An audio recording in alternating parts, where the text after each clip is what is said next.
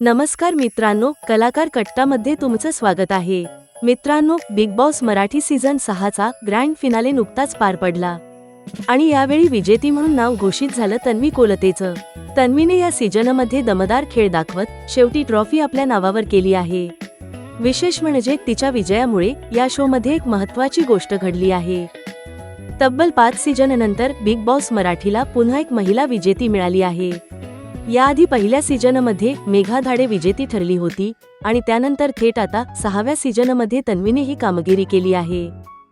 दरम्यान मागील विजेत्यांकडे नजर टाकली तर दुसऱ्या सीझनमध्ये शिव ठाकरे, तिसऱ्या सीझनमध्ये विशाल निकम, चौथ्या सीझनमध्ये अक्षय केळकर आणि 5व्या सीझनमध्ये सूरज चव्हाण विजेते ठरले होते।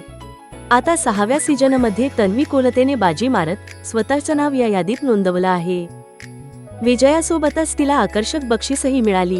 तिला चॅनेलकडून 15 लाख रुपये मिळाले आहेत, तर स्पॉन्सर्सकडून तन्वीला स्कूटी भेट म्हणून मिळाली। तर दुसरीकडे दागिन्यांची खरेदी करण्यासाठी तन्वीला 10 लाखांचे गिफ्ट वावचरही मिळाले आहे। तर मित्रांनो, तुम्हाला बिग बॉस मराठी 6 ची विजेती तन्वी कोलते कशी वाटली? तिचा विजय योग्य वाटतो का?